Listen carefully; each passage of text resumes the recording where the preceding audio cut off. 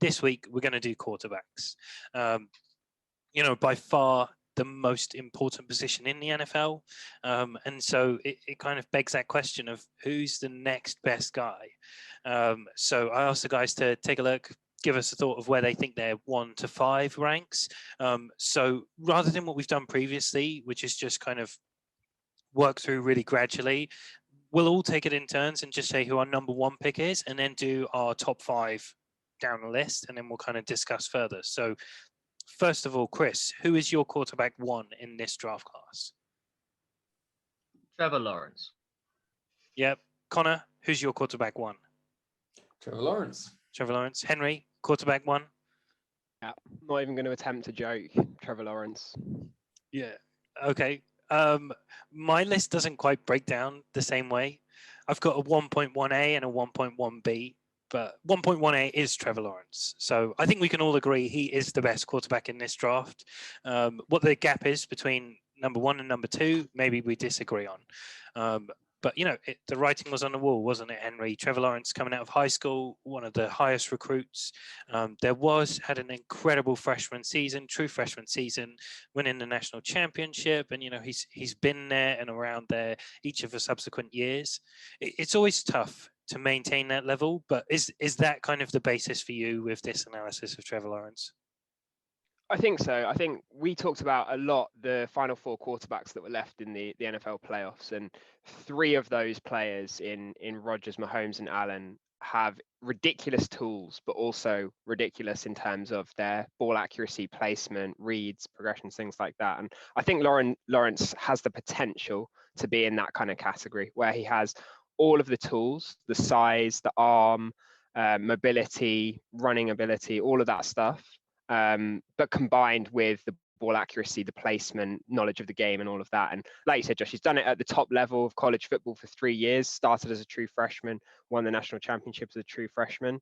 And yeah, for me, he hasn't done anything throughout those 3 years to sway my mind that he should be the number 1 overall pick, and one of the top prospects that we've seen in the last 10 years. Yeah, and it's not often that a college player gets to demonstrate true consistency. Typically, the cycle as it goes through, you don't come in as a true freshman, and you don't stay there for 3 years because, you have a really good season and you declare for the draft to capitalize on that. And Trevor Lawrence couldn't declare for the draft until after this season. Still played through COVID, obviously still hoping for another national championship, which is a knock which are on some of the other quarterbacks in the class, but incredible consistency, something we haven't seen for a long time. But let's go with the pro comparison for Trevor Lawrence. For me, it's 2020/2021 Josh Allen, the Josh Allen we just saw this season. Does anyone have any pro comparisons they want to add to the mix? I think the Andrew Luck comparison is really interesting. Slightly different body types. Luck was a lot bulkier, sort of a lot more of a power runner, whereas Lawrence has got a little bit more speed. I think Luck has a bit of a stronger arm, but Lawrence's is still exceptional. But I think possibly Lawrence is even further along in terms of running on a football field, working through progressions, all of that kind of stuff. So I think Luck's a very intriguing comparison for Lawrence. I think Josh Allen, I've been convinced, is just such a freak of an athlete at that size. But yeah, I think the upper end of Lawrence could be reaching those Josh Allen levels. And I think the nice thing about Lawrence is his floor is really high as well. Worst case scenario, I think he's still, Josh Allen from earlier in the season, maybe. For me, I thought Zach Wilson actually reminded me of Josh Allen, the way that he's got the strength and his mobility. So it's interesting you compare Trevor Lawrence to that, Josh. Yeah, I'm pleased you brought up Zach Wilson because, I'll go first, then I'll give you my top 5. And Zach Wilson for me is 1.1B. I think in any other draft class, at least going back until Kyler Murray's draft class, he would be the number 1 quarterback for me easily. I just think he brings so much. And I would actually beg the question, if Zach Wilson had been playing at Clemson and Trevor Lawrence had been playing at BYU, would they be the other way around? And I honestly think they would be. I think he is a true quarterback that changes the league. I was looking for a pro comparison, and I just couldn't find anyone that really fits. You know, there's a bit of rusty improvisation in there. I've seen people comparing him to Patrick Mahomes, and obviously you've got Kyler Murray as well. You know, you look for the smaller build, athletic, mobile, improvising quarterbacks, but really he's in a mold of his own, in my opinion. Yeah, I agree with the comparison to Josh Allen to some degree as well. I think any good quarterback would draw comparisons to any good quarterback in the NFL. But yeah, I don't think he really has a true pro comparison, which just pays such testament to what he's done. So yeah, I actually probably would prefer to take Zach Wilson over Trevor Lawrence. You know, I'm not going to do that from the Jags. Henry made the exact point that everyone will, which is the floor. Where is the floor for Trevor Lawrence? And it's so much higher than any quarterback we've seen recently, except probably since we had Andrew Luck, that you would be stupid not to take him. You know, there's no point gambling when you don't need to. Maybe the upside doesn't quite end up the same way, but that's coaching. That's a lot of other things which are not within that prospect's control. But yeah, I love Zach Wilson. So he's my 1.1B. 1.3 is Mac Jones. I've been growing on the guy so much. And we'll talk about him, I'm sure. Justin Fields is my 1.4. I think he's had a bit of a bounce back in my mind as people have started to wake up to him, and we've probably seen his genuine value. I've started to grow on him a bit more. He's got all the tools, but there's just some real conservative quarterback play, some real nervousness. And then my 1.5, and this is probably the biggest shocker of all of them, that is Kellen Mond from Texas A&M, who looks incredible. You know, it's easy to look at highlight tape and love a prospect. I will be completely honest. I haven't seen every single game, every single snap, so I couldn't tell you what his downs look like, but his ups are right up there. You know, Zach Wilson level ups, in my opinion. Chris, what's your 1 to 5? I've actually got exactly the same as you, apart from Kellen Mond. I've not looked through his film just yet, but I also have Zach Wilson at number 2. Like I said, he reminds me of the Josh Allen with his the way he plays, and every time he seems to go deep and he's got a huge arm, he's still very, very accurate from what I saw. Like you said, highlights always play up to that. But I did like that deep ball that he's got. Then I had Mac Jones at 3. My opinion, watching back when he had the college pro games and stuff in the sort of finals there, it was quite high. Obviously had the big game, the 6 touchdowns, I think it was, against Clemson, and then comes back down when the hype just sort of fades away. Because for me, he doesn't seem to wow you. I don't think Mac Jones didn't wow you, but he had so many talented skill players, you know, Devonta Smith, Jalen Ward. I know he was injured, but Najee Harris, lots of different players he could throw the ball to. So it's difficult not to look good, but I don't think he necessarily wowed you. So somebody like, I don't know, like a Matt Ryan, for example, very consistent, or was consistent, and then he's kind of faded now a little bit. But Matt Jones was 3 for me. So I could see him doing well at the Falcons, actually, when I mentioned that there. Then Justin Fields, 4, great mobility, had a really good, obviously, end to the college season, ability to make a play, loves to avoid a tackle. And then I had Trey Lance 5. Now, I know you played, and you guys will probably know a bit more about the sort of lesser division, but this guy, great physicality, really difficult to bring down. He almost looks like a combination for me of Cam Newton and Lamar Jackson. Obviously not as quick, but just so physical. Thanks, Chris. Henry, what about for you? Where do your top 5 sit? Yeah, I've got a couple of differences to you guys. For me, yeah, I love Zach Wilson as well. Big fan. He's my second quarterback on the board at the moment. I think I do agree with you, Josh. I think he would have been the top pick in many drafts. I think he's on that sort of, interestingly, how you grade out him versus Joe Burrow, perhaps. That's the kind of level that I view him on at the moment. It takes a special talent to be taken above him, like Trevor Lawrence.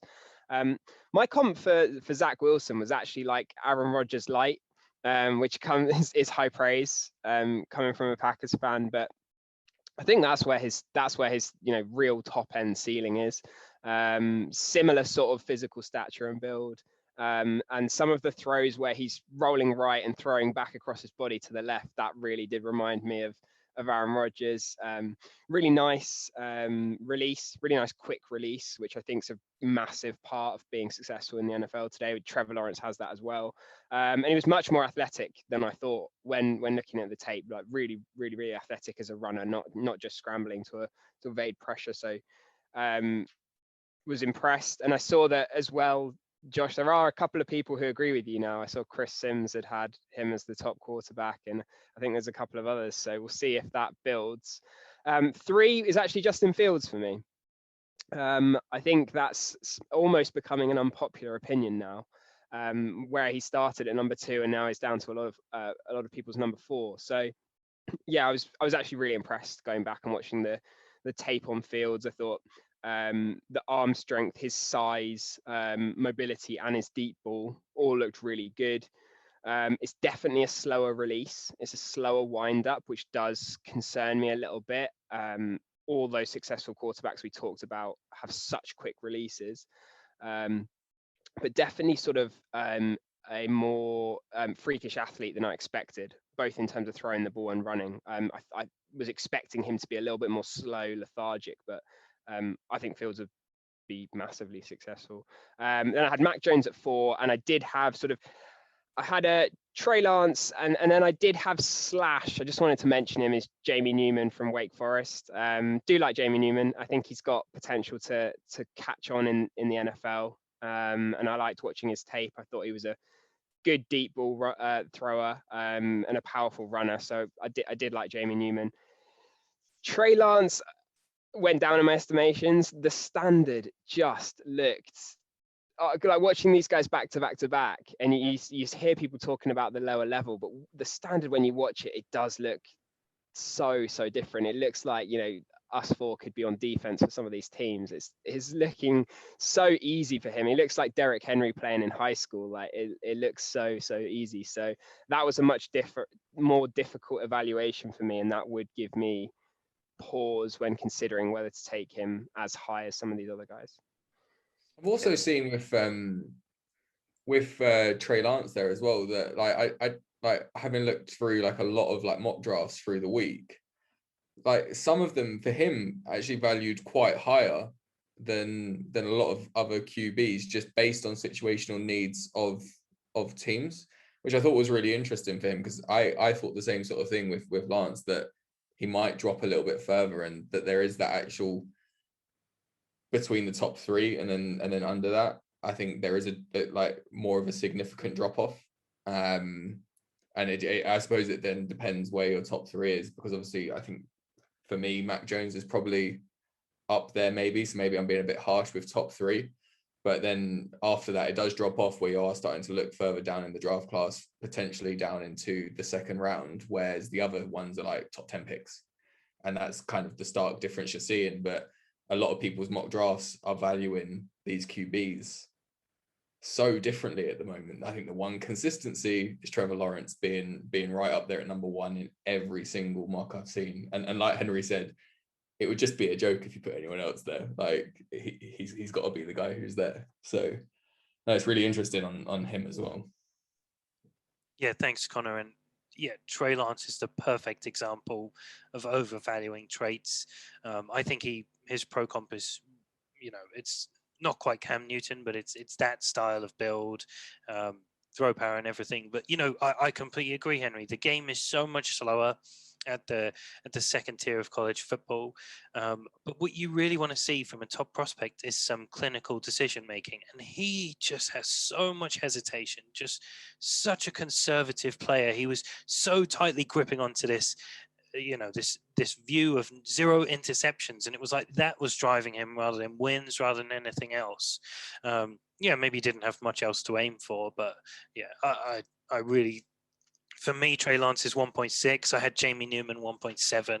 I agree, Henry. I would probably rather have Jamie Newman over Trey Lance. Even the only quarterback who I evaluated who I think is worse than everyone is Kyle Trask, and I honestly thought he was just terrible. How on earth he was in the Heisman consideration is just embarrassing. That speaks to how good Kyle Pitts and Kadarius Toney are, more than Kyle Trask. But But pro comps on Mac Jones, I actually view him very similarly to Joe Burrow.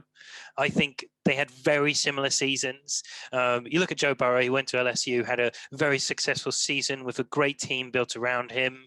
And you know, he had a great offensive line and everything. And Mac Jones had pretty much the same scenario. Joe Burrow went from Ohio State, transferred to LSU, and then had a great season. Mac Jones just waited in the wings in Alabama. Everyone assumed he wasn't going to be the quarterback this year. Had a meteoric performance. You know, really set a lot of record books. And if it hadn't been for Devonta Smith being such a component of that offense, he probably would have been the Heisman winner. I'm confident of that. So yeah, I really could not be high enough on Mac Jones in my opinion. Yeah, sorry, Henry. Yeah. For me, that's interesting to see, because I think, you know, we were talking a lot about this last week, just off the pod, that we're all sort of, our opinions of Mac Jones are only climbing. But for me, I didn't see that on the tape. I didn't see that high end level for Burrow. I didn't see the potential. The arm strength, the size, the mobility. There was some nice ball placement, particularly on deep balls. Got some really nice ball placement, but the receivers are so open. And a lot of the times, what I found with some of the top guys, and I was impressed with Fields as well, is even though the receiver's like 3-4 yards open, the accuracy's right there, right in the face mask, right on the chest. Didn't see that as much with Mac Jones. For me, my pro comp, the high end would be Kirk Cousins. I think that's what he can aim for, and that's not an insult. People, you know, Kirk Cousins sometimes becomes a bit of a joke, but you know, this is a guy who's led, you know, many teams to the playoffs, has a winning record and played at a high level. So that's my pro comp for Mac Jones. Yeah. Just to quickly touch on Kyle Trask there. Wow, that was fun. It was fun to watch his highlights, but not really because of Kyle Trask. Kadarius Toney, getting to watch more of him. I'm so excited for him in the draft, and Kyle Pitts was just unbelievable. And there was a player who I didn't really know that much about, but they had a wide receiver called Grimes, who just looked like an absolute monster. So I'm going to have a look back at him and have a look through that as well, because he really caught my eye on the tape. Amazing. Thanks, Henry. And I'm so pleased we're touching on players who stood off, because if you haven't watched Kellen Mond's tape, please watch Kellen Mond's tape. And purely for the reason that there's a guy called Aeneas Smith. He's a running back. He had about twice as many receiving yards as he did rushing yards this season. Played about 6 games. I think total combined yardage over those 6 games is about 700 yards. 7,000 would be very impressive. But he was always the deep threat. And this is a running back. I think this guy is going to redefine the position when he hits the NFL. I've not been excited for a running back since that. You know, for a long time to that level. But yeah, Texas A&M, loved his production. Loved Kellen Mond. Definitely one to look out for on the draft.